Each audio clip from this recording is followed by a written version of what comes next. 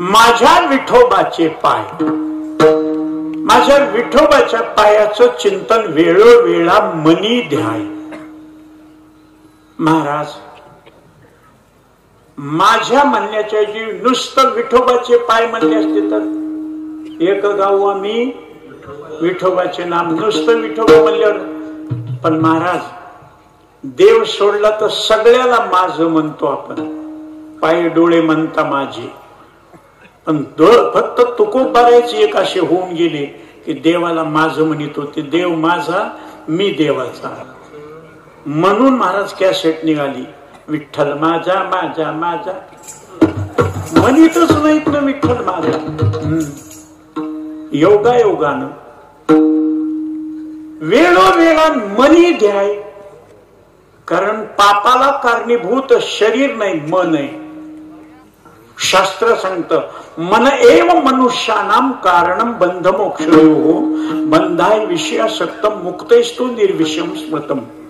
म्हणून शब्द आहे, मनसंकल्पाची पापे न जाती तीर्थाची नि बापे.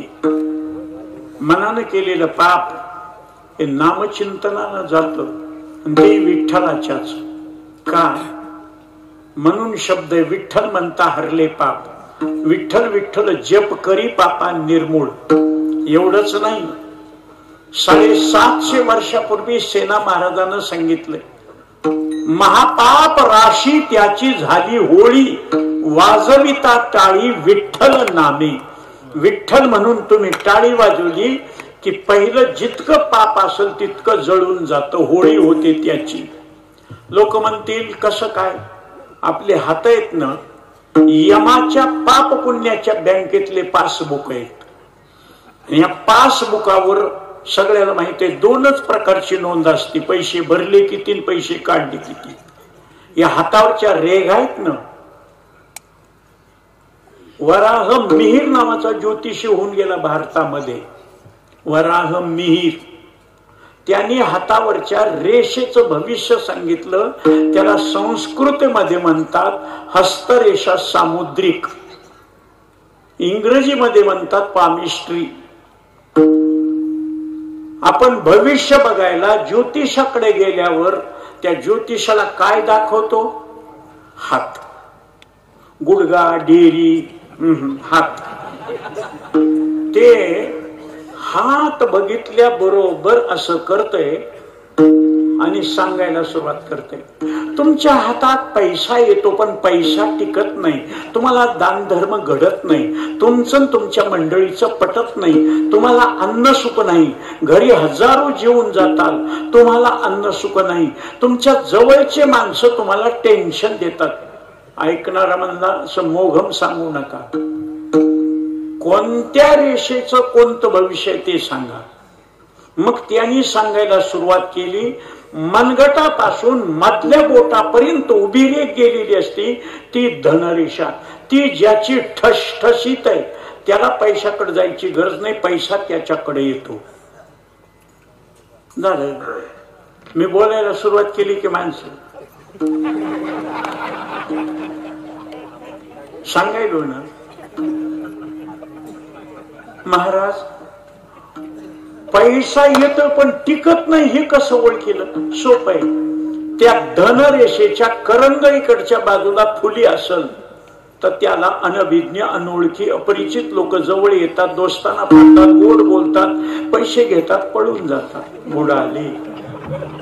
धनरेषेच्या अंगठ्याकडच्या बाजूला फुली असेल, आप्त, इष्ट, नाते, गोते, सोयरे, धायरे, पाहुणे, रावळे येतात. पोरीचं लग्न आहे, पोराचं शिक्षण आहे, म्हाताऱ्या दवाखान्यात टाकतंय, देवानं दिलंय तुम्हाला, फेडतो हो, द्या हो, फेडतो, पाया पडतो, द्या द्या. गोड बोलून घेतय, पोरीचं लग्न होतंय, तिला लेकरं होते, पोराचं शिक्षण होतंय, ते नोकरी करतय, म्हातारं दुरुस्त होऊन घरी येतंय. यांनी मागितलं ना, द्या ना पैसे, देऊ ना, द्या ना पैसे, देऊ. आम्ही काय गुडवायलेत का, देऊ ना. गोड बोलून घेतात आणि पुन्हा वेळेवर देत नाही. नाही देत, जाय बुडाले. महाराज, पैसा टिकल कसा? बोरला पाणी लागणं महत्वाचं नाही, उन्हाळ्यात सुद्धा पाणी फुल चाललं पाहिजे. तर पावसाळ्यात तर कोणत्या बोरला इतकं खणलं की पाणी लागते. मग कशावरून ओळखाव? सोपं आहे. ज्याची करंगळी अनामिकेच्या 2 कांड्याच्या वर आहे त्याला दान घडतं. तुका म्हणे सत्य कर्मा व्हावे साह्य. आणि म्हणूनच इथल्या मंडळीनं कोणाच्या घरी न जाता, बाबा एवढा मोठा कार्यक्रम है, बरसो बरसो देख के मत तरसो, माल लगाएगा माल मिलेगा, हिम्मत करेगा तो भागता घोडा पकडेगा. म्हणून तपे विन दैवतन दिधल्या विन प्राप्त. तुम्ही दिलंच नाही, तुम्ही पेरलंच नाही तर तुम्ही खळ करू शकत नाही. दिल्यावर मिळतं. वेदामध्ये सांगितले ना दत्तमुपतिष्ठ तो ऐसा, श्रुतीचा असे अर्थ. मग चांगल्या कामाला दान देते कशावरून ओळखाव? त्याची 2 कांड्याच्या वर करंगळी. 2 कांड्या इतकीच करंगळी असेल, काय समाज, काय सप्ताह, काय मंडळ, काय डोंगर, काय झाडी. शहाजी बापू नाही, मी सांगेन. किती सुंदर, काय नियोजन आहे. वा वा वा. काय माणसं, गावकरी मंडळीनं किती जिद्दीनं असा सप्ताह केलाय. मरावी परी कीर्ती रूपे उरावी, अशी कीर्ती हजारो वर्ष राहील, अशी कीर्ती केली. छान छान असं म्हणतय, असं म्हणतय. आणि कारभारी लोकांना पावती बुक त्याच्या पुढे नेलं.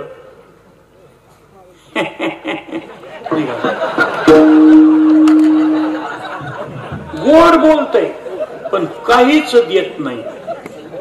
आणि त्याच्या 2 कांड्याच्याही करंगळी खाली असल, ते स्वतःही देत नाही, दुसऱ्यालाही देऊ देत नाही. गावचा सप्ताह करायलेत वर्गणी उपाशीरा, आपल्याला प्रसादाला बोलविले ना, खायचं चलत राहायचं, कशाला द्यायचं. हे महाराज, माझं मंडळीचं पट्टू कुणीला लावालावी करण्याची गरज नाही. लग्न झालेल्या माणसानं मधल्या बोटावर 3 प्रकारचे चिन्ह असतात. पद्मतरी, शंखतरी, चक्रतरी. पद्म जर असेल मधल्या बोटावर लग्न झालेल्या माणसाच्या, बायको नवऱ्याला सुख देईल, नवरा बायकोला सुख देईल. बायको विचार करते, मी मायबाप सोडून आले, नवऱ्याला कसं नाराज करू. आणि नवरा विचार करतोय, माझ्या वचनाकरता तिनं मायबाप सोडले, तिला नाराज करायचं नाही. मेड फॉर ईच अदर, तू मेरे लिए मैं तेरे लिए. दोघच. ज्याच्या मधल्या बोटावर चक्र असेल, बाई म्हणली मला चक्र यायला, घाम यायला, मला सुधरू ना, पण तुम्हाला कशी उपाशी ठेवू, करते तुमच्या पुरता स्वयंपाक. हा, तुझी तब्येत बरोबर नाही पण माझ्या करता द्यायचा, देवानं काय पैसे कमी दिले. बस गाडीत बसलं, पंचतारांकित हॉटेलमध्ये नेलं, पंचपक्वान्नाचं जेवण केलं, पैसे फेकले, बडीसोप खात खात महाराज बाहेर निघाला. गाडीत बायकोला बसविलं, निघाल्याबरोबर तिनं खिडकीतून बाहेर बघितलं. काय बघायलीस? बघा न, साड्या कशा चमचम चमकायला. वळविली गाडी. घे नऊवारी घे, सहावारी घे, काटापदराची घे, छापील घे, कॉटन घे, सिफॉनची घे, सिल्कची घे, घे घे साड्या घे, जॉर्जेटची घे, घे 15 साड्या. एवढ्या काय करायच्या? भागवताला वेगळी, कथेला वेगळी, दिंडीला वेगळी, मैत्रीला वेगळी, संडासला वेगळी, स्वयंपाकाला वेगळी, लग्नाला वेगळी, वाट लावायला वेगळी. घे दागिने घे, खुश. आणि एके दिवशी काय झालं की बायकोच्या मनात, आज मला स्वयंपाकच करू वाटलं, चला ना आपण हॉटेलमध्ये जाऊ. मुस्काड फोडील. मी नको म्हणलं तर बोलच नेतात. आणि मी म्हणलं माझी मर्जी, तू नांदायला आलीस का मी नांदायला? भोपळं येळीवर पडलं तर भोपळं चिरतं, आणि वेळी भोपळ्यावर पडली तरी भोपळं चिरतं. नवरा मी आहे. आणि तुला जर नको वाटत असेल सुधर, तुला वाटल की तू माहेरी गेल्यावर लगेच तुला न्यायला येईल, संध्याकाळपर्यंत दुसरं लग्न. त्या केशवला नाही मिळालं म्हणून काय झालं, हे चक्र.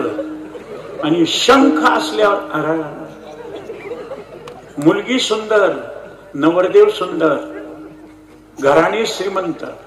मुलीला सांगितलं पाहुणे बघायला आले, हे चहा, कॉफी, पोहे, उपमा, शिरा दे, तुला बघायला आले, बोल.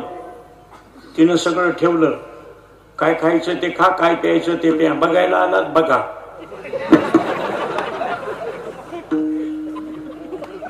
ते बाकीची माणसं आता सुंदर मुलगी असल्यामुळं नवरा मुलगा कोणता आहे दाखवलं.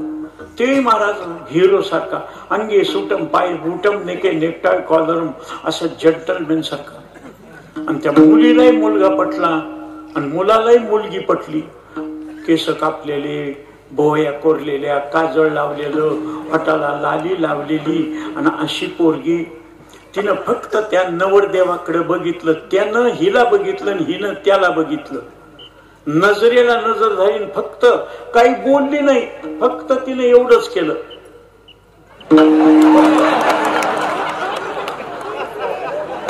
एवढंच असं केल्याबरोबर ते नवरदेव म्हणला आत्ताच पत्रिकानं आत्ताच लग्नच करायचे. बघायला आले, लग्न करून गेले. श्रीमंत माणसं डीजे लावले, स्वयंपाकी लावले, मंडप लावला, स्पीकर लावला, हॅम माणसं जमले, गाड्या मोटरान रेल चेल, महाराज सगळं व्यवस्थित. 11:35 लग्न, 2:15 वाजले. ते ब्राह्मण ओरडले, नवरीचे मामा नवरीला घेऊन या, नवरदेवाचे मामा नवरदेवाला घेऊन या, वेळ झालेली आहे, मला दुसरीकडे जायचंय. नवरीच्या मामानं नवरी आणून उभी केली आणि नवरदेव येऊ लागला महाराज त्या गेट मधून, त्या दरवाज्यातून. काय कमाल आहे स्पीकर वाल्याची. महाराज आल्यावर कधी अभंग लावणार नाही, पण नवरदेव गेट मधून पुंगळ्याची छत्री 4 पेल आली. हे मुंडोळ्या बांधून, अंगे सुटम पाय, कोटन जॅकेटन, टायन फेटन, काजळ लावलेलं, इथं टिकला लावलेला, हळद, एवढूसा चाकून त्याला लावलेलं डुंबू. आणि ते असं घेऊन येत असताना हे लगेच बटन दाबते, लगेच महाराज गाणं, बहारो जूते बरसावो मेरा बेवकूफ आया है. चुकलं काय, बहारो फूल बरसावो मेरा महबूब आया है. आणि मग ते येते. करायची काय सुरुवात, खरं सांगा, तुम्ही जिथं असताल तिथून सावधान म्हणल्यावर तुमच्या अक्षदा, तुमचे फुलं नवरा नवरीवर पडतेत का? पण म्हणल्याबरोबर सावधान, हे पोर वंजळ वंजळ अक्षदा, नवरा नवरीवर नाही, बाम नाव, लयवर डायले, लयवर डायले. आणि ते बी असं ओरडते, गँग सिंधू. मग अशी मूठ भरून अक्षदा, ते बी असं करते लगेच. आता सावधान सावध समय साधा समय तदेव टाळी वाजली, अंतरपट बाजूला काढला, सगळ्यांनी टाळी वाजविली, अक्षदा टाकल्या. नवरदेवानं नवरीच्या गळ्यात हार घातला. जुन्या लोकांना विचारतो, माफ करा, खरं सांगा, नवरीनं हार घालायच्या वेळेस नवरदेव उचलित होते का त्या काळात? जुने कुठून काढले की महाराज? ते 4-5 पेलेले दोस्त त्या नवरदेवाला उचलते. ती पोरगीचा हात पुरत नाही, सगळे खिक हसते, त्या पोरीला अपमान वाटते. परळीत आमचा मंडप आहे, तिथं लग्न लागतात. ओळखीचे महाराज खाली टेकवलं, पोरीनं पुन्हा हार घालायला गेलं की पुन्हा उचललं. ती पोरगी एवढी तापट होती, तिनं ओळखीच्या पोराला हार घातला आणि ते निघून गेले. नवरदेव अजून तिथं. धोबी का कुत्ता घरकाना गाठता. कधी मंगल कार्याची टिंगल करी जाऊ नका. हा महाराज शंकर महाराज, अन्न सुख घरी घरी जळता जळत नाही, पण अन्नदान केलेलं नसल्यामुळे त्याला देव खाऊ देत नाही. म्हणून शब्द आहेत, येथे एक शीत दिदल्या अन्न कोटी कुळाचे होय उद्धरण. आळंदी पासून पंढरपूर पर्यंत एक दिंडीच नाही, लाखो दिंड्या आहेत आणि 10-10 लाखाचा समाज आहे. पण अजूनही पंगत करणाऱ्या 5-5 पिढ्या झाल्यात, अजून कोणाला गरिबी आली नाही. माझी 8वी पिढी महाराज. माऊलीच्या रथाच्या पाठीमागे 4था आणि 5वा नंबर उखळी करायचा. वडील कीर्तनकार, आजोबा कीर्तनकार, पंजोबा कीर्तनकार, चुलते कीर्तनकार, चुलत भाऊ कीर्तनकार. एकटाच मी असा आहे की हे सगळे नेम ते करते आणि मी मस्त बाहेर फिरतो. महाराज, आम्ही सांगितलेलं तुम्हाला पटलं, तुम्ही सांगितलेलं आम्हाला पटलं. आता इथून पुढे आम्ही चूक करणार नाही, पण आयुष्य पाहिजे. नियम आहे, आयुष्य ते जिने पुढे ती का.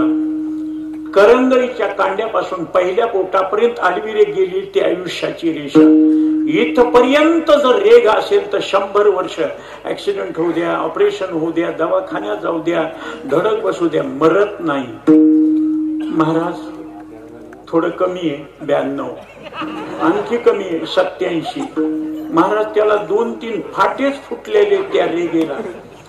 ते फाटे म्हणजे कोरोना, चिकनगुनिया, ओमायक्रॉन, झटका, ऍक्सिडेंट, ऑपरेशन, खलास. महाराज लग्नाचं कसं ऐका. आयुष्याचे रेशन करंगळीचं शेवटचं कांड पुरुषाच्या उजव्या हातावर या ठिकाणी एक गवा एवढी रेग असते. एक रेग असली तर एक बायको, 2 रेग असल्या 2 बायका. जास्तच गुतुरा असेल तर मला विचारू नका, तुम्ही काय घोळ केले, मी कशाला कीर्तन सांगतो. मग याच्यातल्या दुःख देणाऱ्या रेषा नाहीशा करायच्या असतील तर महापाप राशी त्याची झाली होळी. वाजविता टाळी विठ्ठल नामे. विठ्ठल म्हणून तुम्ही अशी हाताला मुंग्या येण्यासारखी टाळी वाजवली की तुमचं पाप जळायला सुरुवात होते. टाळी मुंग्या आल्यासारखी ऍक्युप्रेशर होतंय आणि डेंबीच्या देठापासून विठ्ठल विठ्ठल. परदेशातले लोक महाराज दवाखान्यात सिरियस पेशंट असेल तिथं साऊंड लावायले तर त्याच्यावर कॅसेट चालू आहे, विठ्ठल विठ्ठल विठ्ठल. आणि आपल्या लोकांना टाळी वाजवायला महाराज लोकांचे धंदे. माझा फायदा नाही, तुमचा फायदा आहे. तुमचं पाप जळण्याची ताकद विठ्ठल म्हणून टाळी वाजविण्यात आहे. कळालं का? हा, आता एकदा यांना कळालं ना. बघा बरं ह्यांच्या टाळ्या वाजविण्यात फरक पडतो का नाही. पहिल्या लोकांना विचारलं टाळी वाजविल्यावर पाप कसं होतंय. उगा करी जा. वेडे का माणसं उगा आहे, त्यांना पटवून दिलं पाहिजे. आता पटलं ना, आता मृदंगवाले टाळ करी आपण. बघा बरं टाळी. विठ्ठला विठ्ठला विठ्ठला.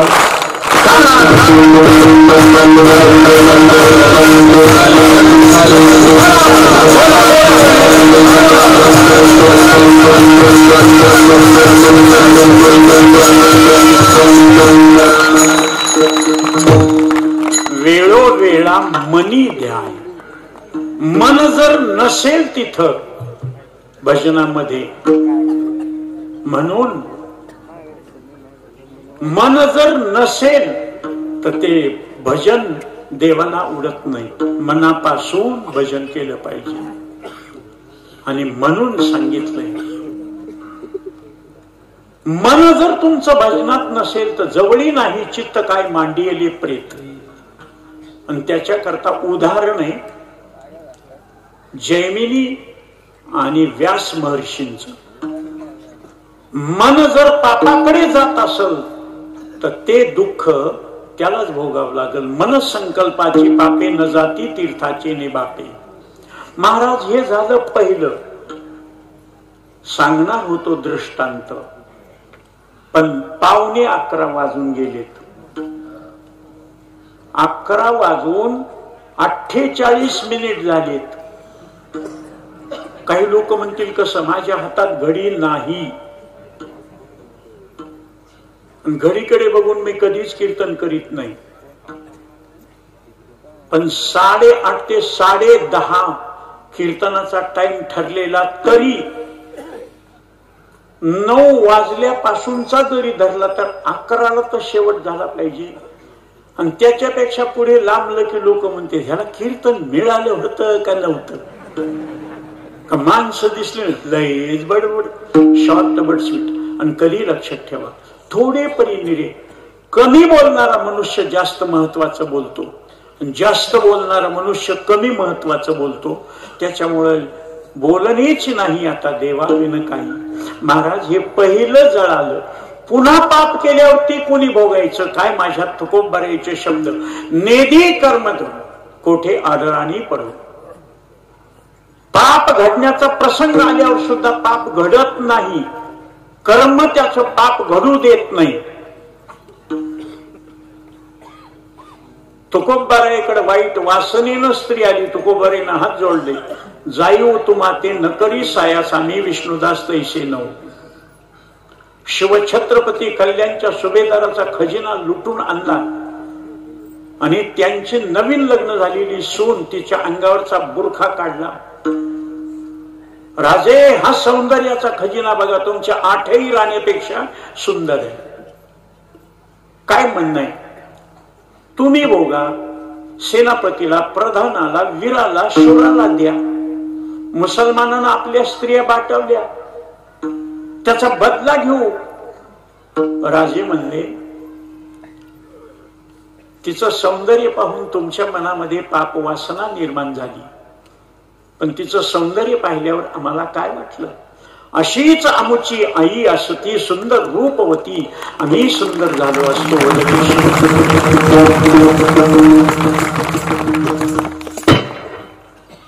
उगीच महाराज जय श्रीराम, जय भवानी, जय शिवाजी म्हणत नाहीत.